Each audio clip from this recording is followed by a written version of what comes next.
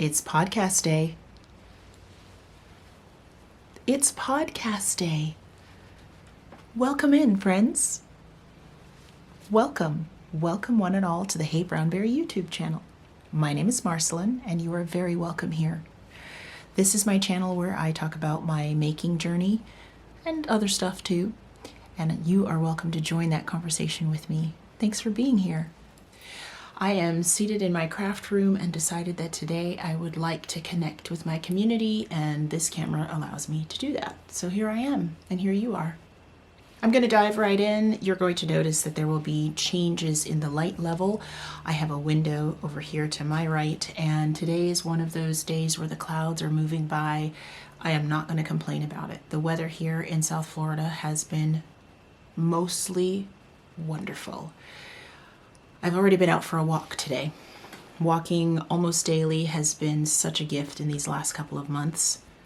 I guess we're starting right in with life stuff. So the light changing doesn't bother me a bit. It's just a reminder that some of the days that I enjoy the most are during this season. So anywhere between October and April, we tend to get lower temperatures, the kind that encourage us to be outside. And the cloud cover is often welcome. Middle of the day cloud cover can be a really nice relief. There's even a breeze today, so maybe you'll see some shadows going by. The trees in my yard are just a great bonus view for me from this window. So I'm thankful. I'm thankful for changing light. I am enjoying a slow day so far. My weekends can vary, but for the most part, they are the time when I can be restful. I have a full-time day job that is a full-time day job.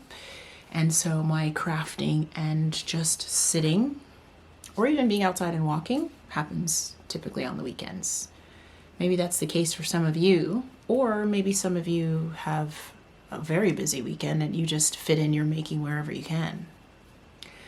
If that's the case, I'm glad that you are taking some time just to sit and hang out with me here. I wanted to mark a few projects in progress by way of this episode, so it will be a shorter one where I'm just sharing, hey, this is what I am getting up to or planning. And I have shared in a few recent episodes some works in progress already. And they're the things that I'll be working on for the foreseeable future. So the thing about handmade is, for most of us, it's not a quick process. And I'm totally okay with you coming back here and seeing some of the same things every time and realizing that I'm inching along in my projects just like you are. In this episode, I'm going to be talking about things that are on my needles and about to be off the needles. Things that are on my spindles, things that are on my mind, and just some plans, like I was saying.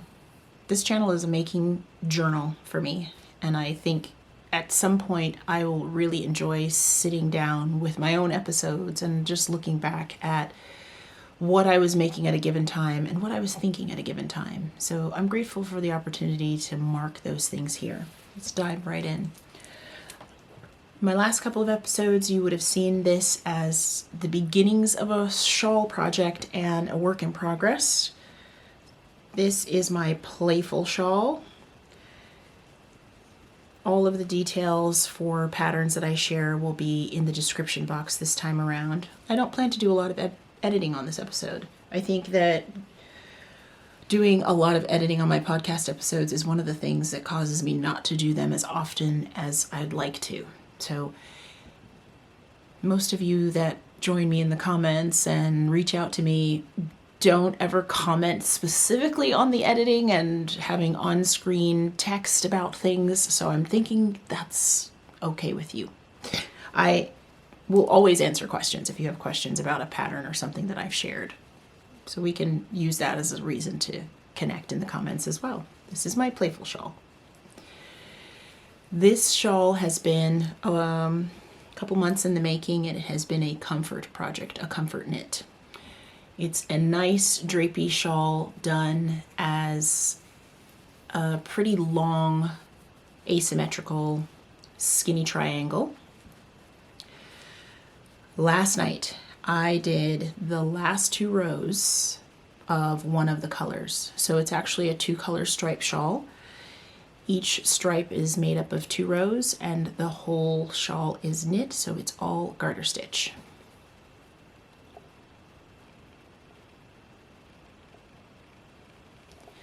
I'm so grateful that the 2 colors that I put together have such a good blend that it just almost looks like one yarn is being used here throughout.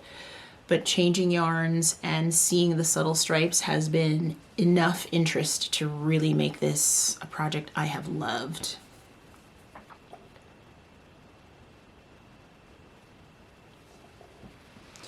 Knit, knit, knit, knit, knit. Easy to pick up, easy to put down. So I finished the second of the 2 colors, the darker stripes, last night. That ball was done. And I've done 1 row in the first color. I guess I call this the main color, and I have more of it. Plenty left, but I'm just going to bind off today. So the bind off row will be done in this color, which is great. Don't have to worry about yarn chicken running out.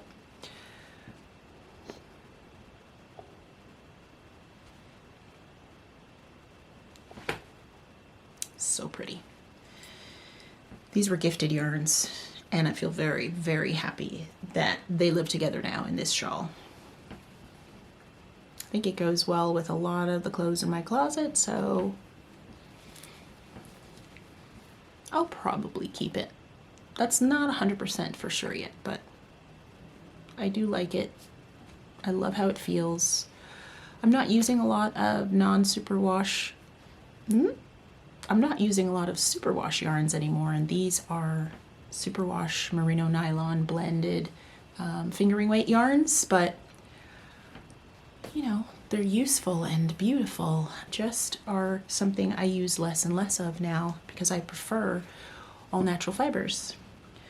This has been such a comfort project and it feels so nice on skin that I'll probably keep it. Notice I'm hedging my bets in case I decide to give it away. But who knows? So it's going to be fairly wide. It's a little scrunched up on the needles right now. So the bind off shouldn't take me too long. I foresee that being done today. I don't know if I'm going to block it. I feel like it has enough drape already. And I don't necessarily need it to be huge. Superwash yarns can really grow when you wet them. For now, I think I'm going to leave it unblocked.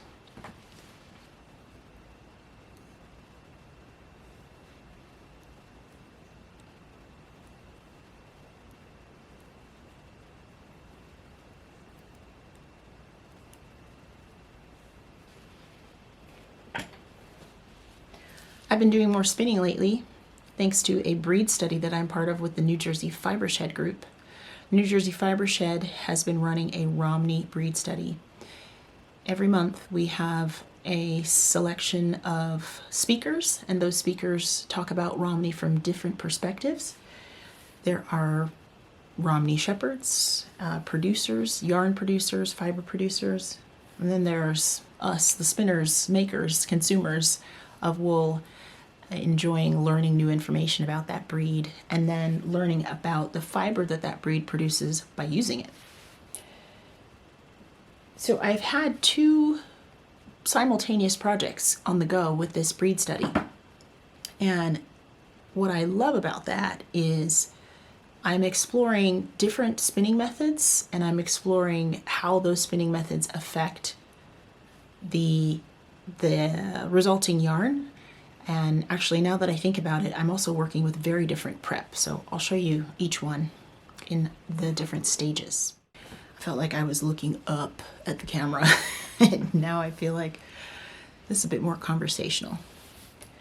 Romney.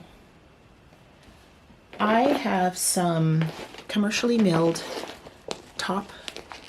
It is from Prado de Lana Farm.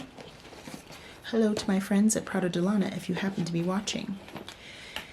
I got this way back in my first visit, my only visit to to Rhinebeck, and I picked it up from my friend Amanda, who is one of the shepherds and owners of Prado de Lana. And the sheep's name was Apple, which I just love. And this is, I believe this is pencil roving. That's what I would call this prep. So it's not quite the standard combed top where it's just very straight fibers that have all been laid parallel.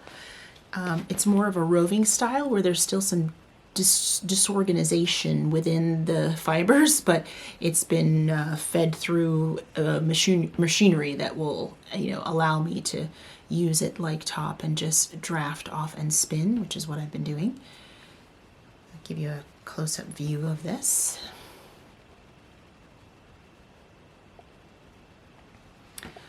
That color on camera is fairly accurate. It's an oatmeal color, so it's more beigey brown than it is gray, but still definitely has some gray tones in there.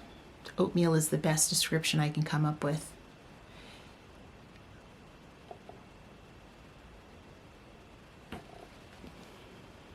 This is a longer staple fiber. It's quite strong, quite hardy. We learned from our first speaker in the breed study, Deb Robson, that this is a fiber that really is done well with, it does well with worsted spinning.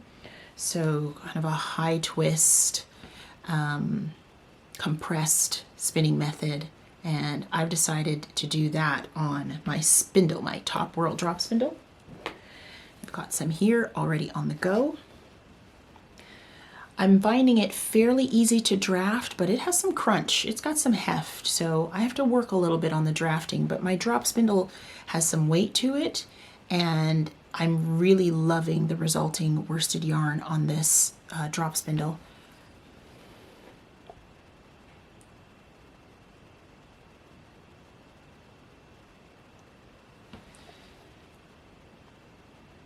I'm spinning it pretty fine. I've been enjoying the way that the fiber just really holds up to a significant amount of twist.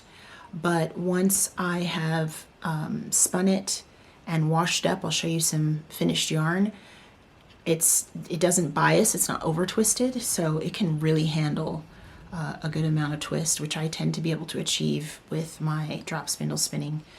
So the yarn that I've gotten from this pencil roving is two types so far, because I've done it as a worsted spun on my spindle, and I've also done it as a woolen spun on my wheel, I believe. My tags will tell me.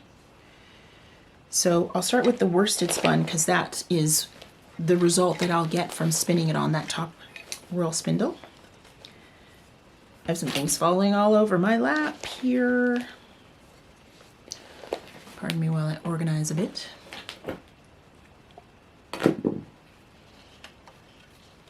So I do label my little snack skeins. That's what I call my sampling little snacks, spinning snacks. This one is the worsted spun.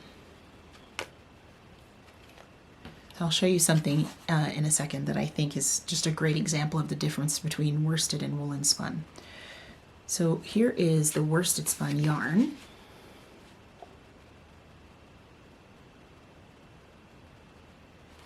And tags mean I don't have to rely on my memory. So this is 29.5 grams. And I spun this and then chain plied it. So it's actually a 3-ply yarn in the end. I chain plied it. And as I said, it's worsted. So it is smooth. It has some halo. That's just the way this particular fiber is. Even though the fiber has been smoothed out in the processing of the fiber itself and smoothed out with my spinning method, it still has a nice halo.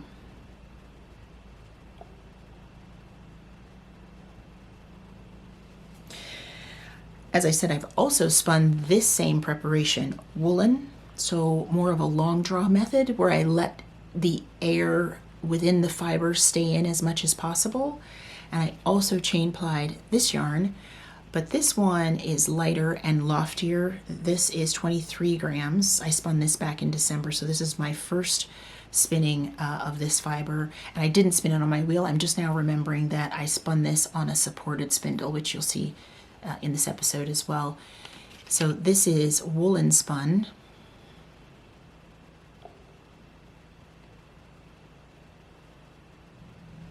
And it's also a 3-ply.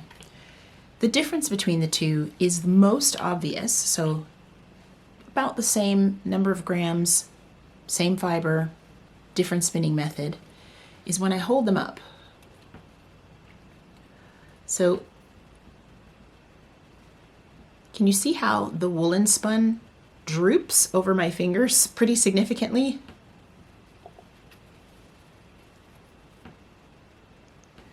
It's lofty. There's still a lot of air in here.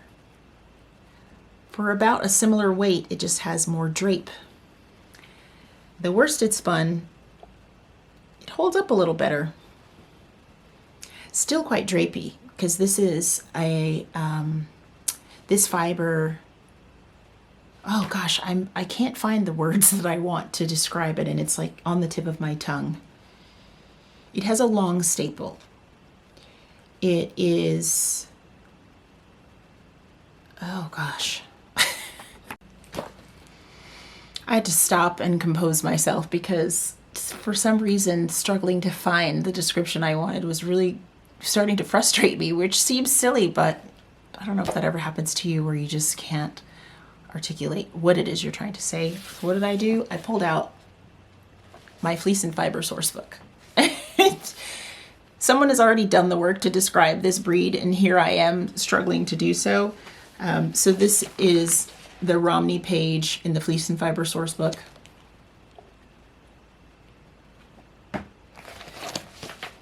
And I'll just grab a couple of descriptions from here. The word I was looking for was long wool. Long fibers, long staple, long wool is the word I was looking for. The sourcebook says, Romneys produce wool in a range from moderately coarse to fairly fine. The fiber belongs to the long wool family, but it's enough finer than most of the other long wools to feel like a cousin rather than a sibling. I think that's really cool. The finest Romney fleeces might come from very fine adults, or more likely, lamb or hogget, first clip but not necessarily lamb, shearings. Romney can be soft enough to be worn next to the skin, although most Romney wool works better in garments that are one layer out from the skin. If you have a relatively fine Romney and want to maximize its smooth qualities, spin it worsted style so the ends of the fibers don't stick out of the yarn. The coarser Romneys make great outerwear, jackets, hats, mittens, socks. You can also make rugs, mats, chair seat pads, and other items that require durability. The luster in a worsted spun Romney yarn can be delicious. I concur with all of that. So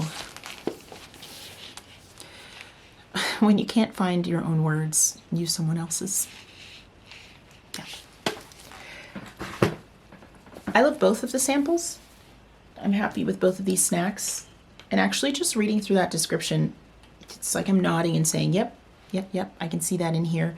They do have some nice shine, some nice luster to them, even in the woolen spun.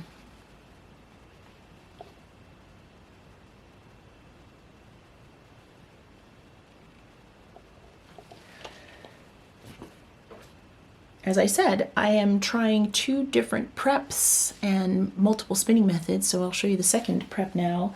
I have some Romney locks, raw locks from the sheep, which I was gifted by my friend Jess. And this is from a farm out in the Pacific Northwest of the US. I started washing and prepping these locks back in 2019, I believe. I'm keeping them wrapped up in this very lightweight cheesecloth in a zippered bag. And these locks have been washed, and that's about it. They haven't gone through the next prep step yet.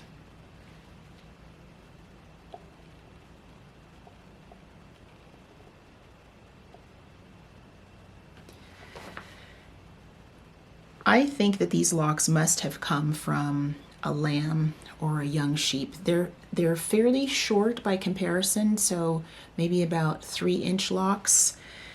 They look like crinkle fries, curly fries. They have some beautiful crimp to them.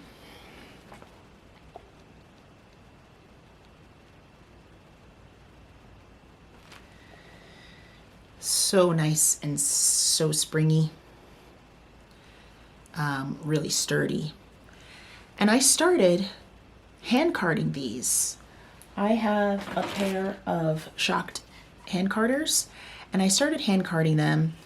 The first part of that process was to start popping open the butt ends and the tips so that I could open them up, open up the fibers, and prepare them for making Rolegs on my hand carders. But as I was opening up the tips and flicking them, I realized that this is pretty spinnable. I mean, once the tips and the ends are open, this is a nice draftable format in this fiber. So I got curious and I asked some spinning friends, anybody out there spinning straight from opened up locks? You know, no combing, no drum carding, no Rolegs. And there was quite a few people who said yes, they've spun from the lock before. And I really like going from almost the original pure clean state to something that's just about ready to spin in a couple of steps. So I did a bunch of that.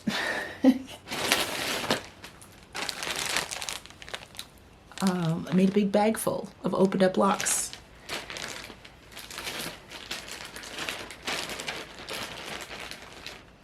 So I just took them one lock at a time and started opening up little sections. The locks came from different parts of the sheep, so there are darker sections, and then there are some very, very light sections. And I just started popping those locks and putting them together. And then I asked more questions because, again, being resourceful is a sign of modesty and humility and recognition that there are other folks out there who know a lot about this already. So I was asking spinner friends, how would you go about spinning some 3-ish inch locks that have just been popped open? And one spinning buddy in particular recommended spinning from the fold. So that's what I've been doing. Now these, because I am not spinning them worsted, I'm spinning them woolen on my supported spindle. These are making some beautifully airy yarn. And on recommendation from that friend, I'm just taking each of the locks, maybe I split it in half, and from the fold you can do that over the tip of your finger. So you fold the lock in half and draft off the tip of your finger, or you don't have to have it over your finger. You can just fold the lock in half and draft straight from it, which is what I've been doing on my support spindle.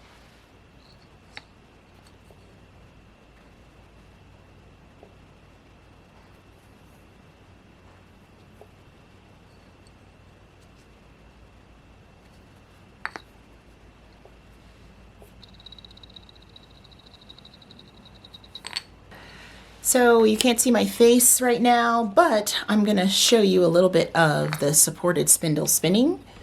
This small ceramic bowl is one that I made at my first ever hand-thrown pottery class.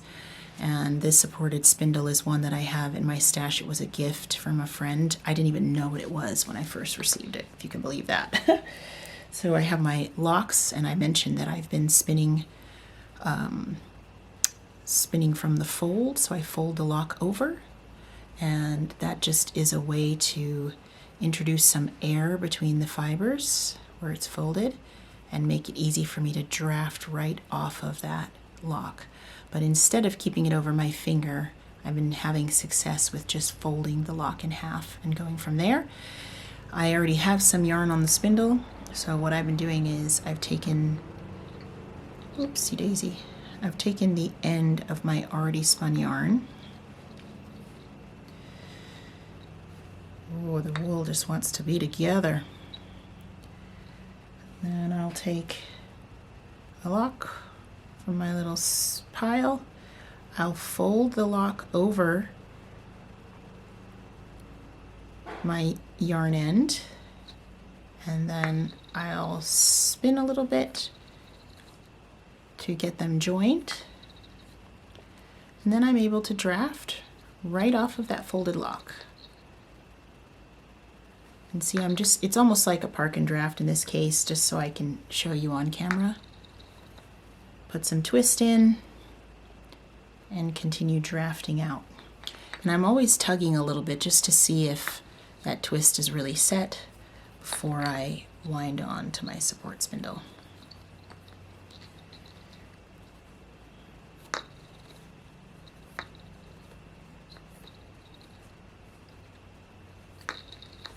And if I have any spots, like see that just broke off there, if I have any spots that I need to go back and add some more twist or loosen up a little bit, if I find when I'm drafting that I'm tugging and I've sort of made it too high a twist, I can go back and adjust that.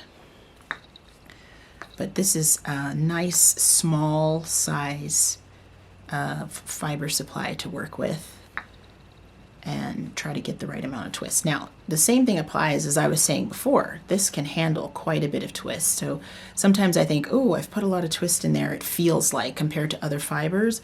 And Romney's saying, no, I want some more. I want more twist. I have had instances when I first started working with this where my fiber was drafting apart because I wasn't adding enough.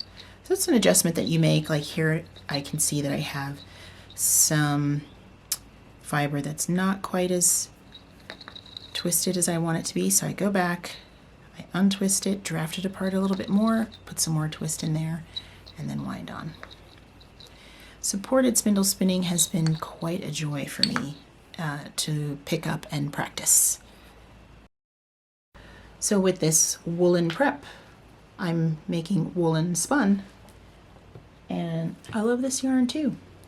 It says so much about wool that you can have completely different yarn just by changing a few elements. From the same type of sheep, you get completely different yarns.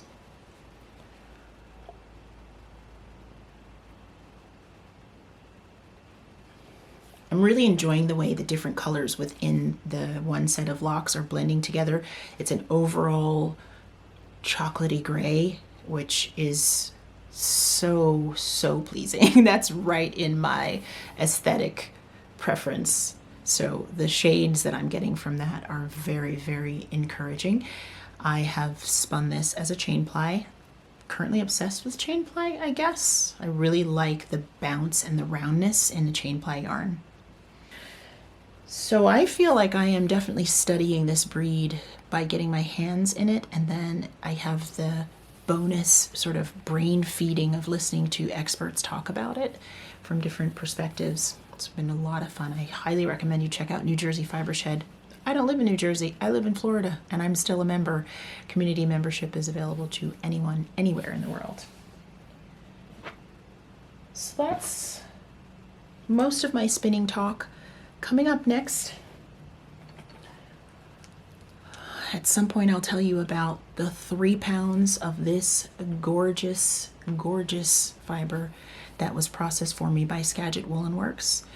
The sheep are being raised by Sarah, and Sarah's Whistling Girl Knits on Instagram, and she runs San Juan Woolworks.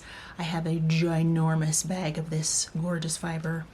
Planning a sweater project, have already sampled it by hand processing some of the raw locks that I own, but this milled fiber is calling me.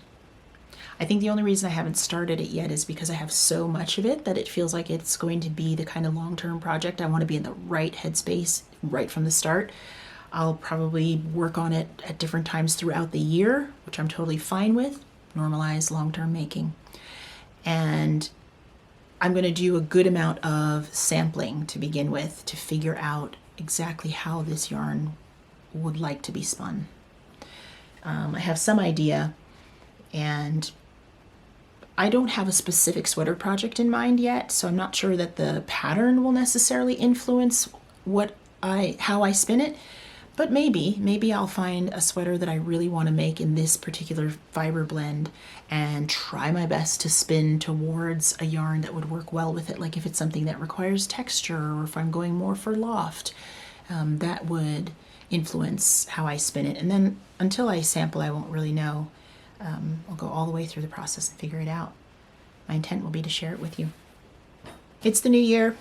And in the new year, many of us are thinking about ways we'd like to spend our time in this coming year, or things we'd like to continue from the year before. So I'll quickly share with you a couple of things I want to do more of this year. One of them is painting, drawing, doing anything with paints and pens and colors and paper.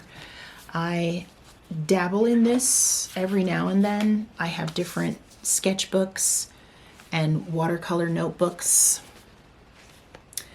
that get my attention on and off. Let's put it that way. Sometimes I just get deep into it, and every morning I'm in front of my paints and pens and doing something. But my intent this year is to spend a bit more time with this particular type of making. So I think this is representative of my favorite kind of work with paper and pens and paint.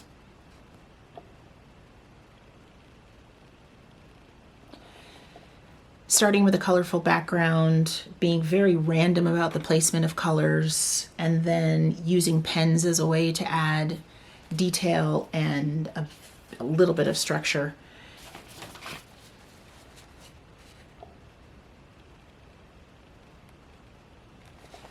I've never worked on it, so I don't know if I have the skill to do a lot of realistic type painting, but abstract work appeals to me. It's something that I find very meditative.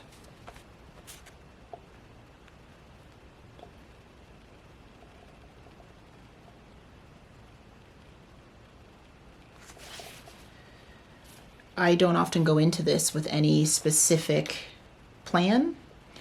I have a reasonable amount of supplies. I'm definitely not trained in any of this, so even the work that I do is driven mainly by what I have on hand.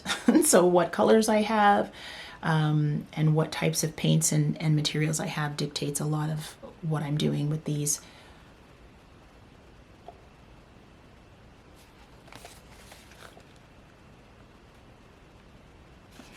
I deeply enjoy this. I get lost in it, and so that's why I like to return to it. I find that just having these beautiful small splashes of color made by my own hands to look at brings me a lot of joy. Sometimes I give them out to people as cards. Sometimes I'll just lay one on my husband's nightstand after I've finished it, so he will turn his head and find something cool to look at. I've framed a few of them. You may have seen some of these on my Instagram.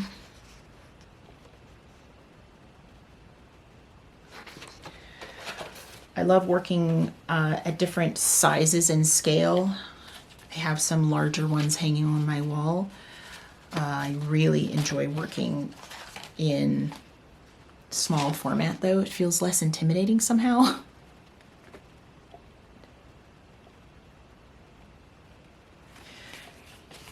So by now you can see a theme, blending colors,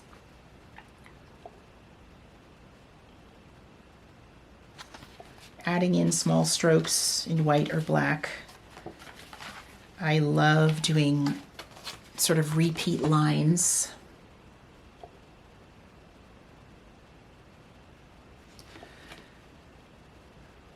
For me, this is doodling, but with intention to lose myself in the lines. Sometimes I draw things that are meant to look like real life things.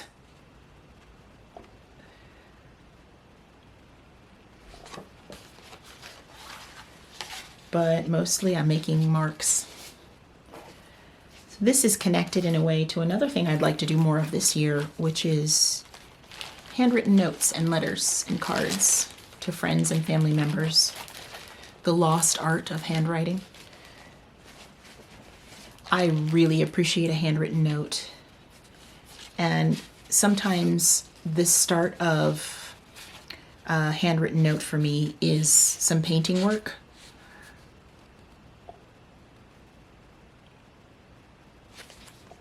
So I'll make some painted artwork and then write on it and send it to someone. And I want to do more of that this year. In the times where I am not using my own hand paintings, I have several cards made by my online buddy, Kara. Kara is January 1 on Instagram. And if you've been following her, she's done 600, by now probably 600 plus days of walking every day, which is something I admire to the moon and back.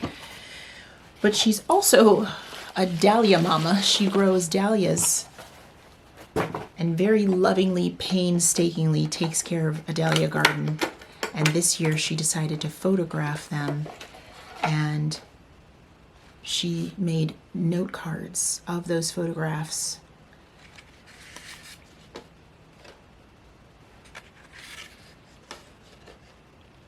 Can you even?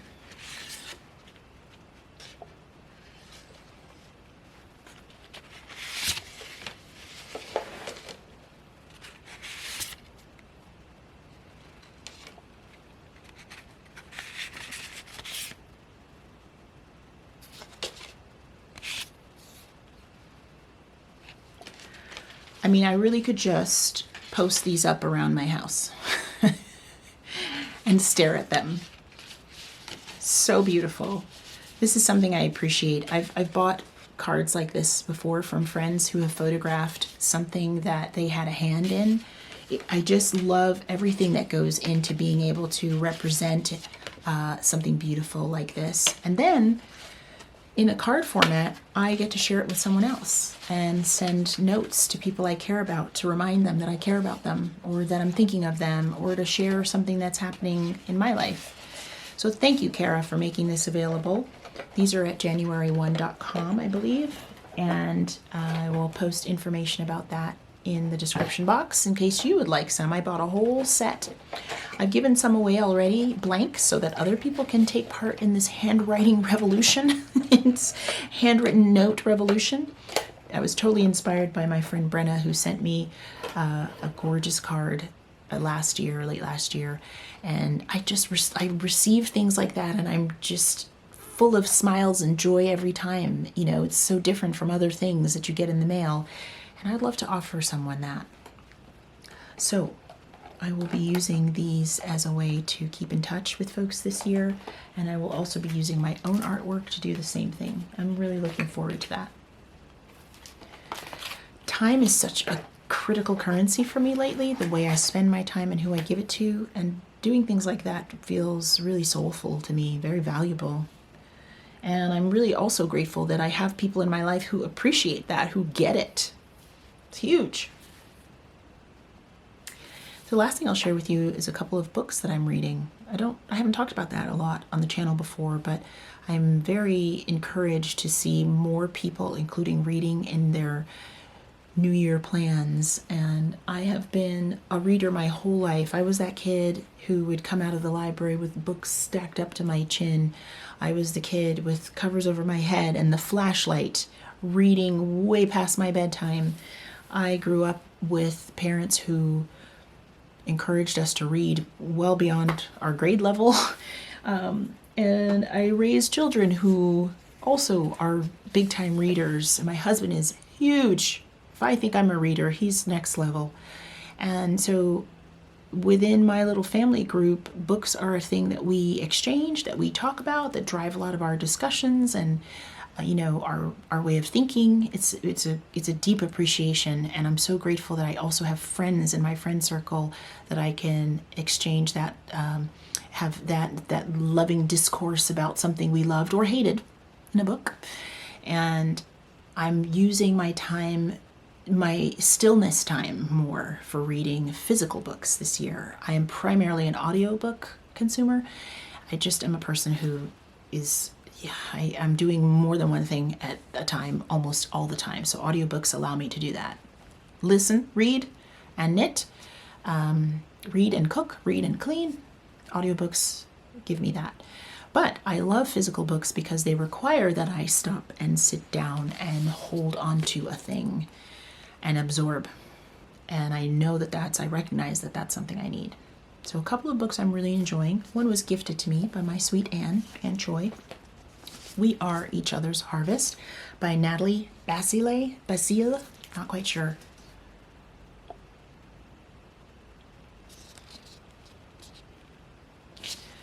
We Are Each Other's Harvest, Celebrating African American Farmers, Land, and Legacy.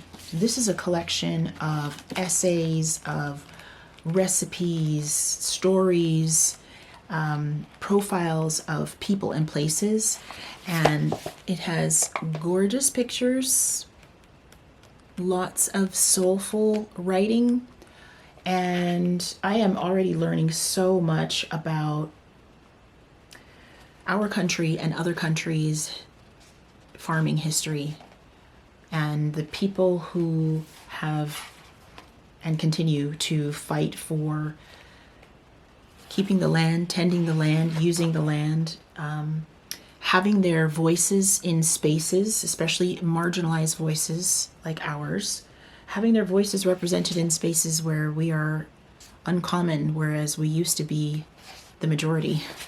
So I'm really grateful that Anne knows that this is the kind of book that will take me a nice long time to enjoy, and that I can reread some parts of it, and that I can share some of my learning from it and relate to some of it.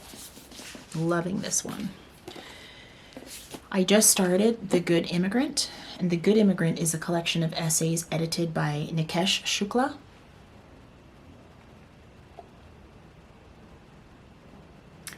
So this book is written by 21 writers who explore what it means to be Black, Asian, and minority ethnic in Britain. I'm 2 essays in and I'm already hooked.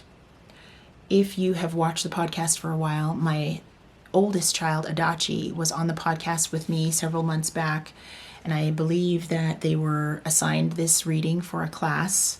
They're currently a Master's of Social Work student, and Adachi highly recommended this at the time and left it at home for us so that we could enjoy it. And I am just starting out, and boy, I love being able to connect with my kid this way. So listening, hearing, absorbing voices that I can either relate to or learn from by way of this book is something I welcome. Like I said, I'm 2 essays in and I already recommend it, so if you can pick it up, you should. I feel lighter having shared all of that with you just now. Thanks for that. I hope you'll always feel welcome to come back here and join the conversation with me.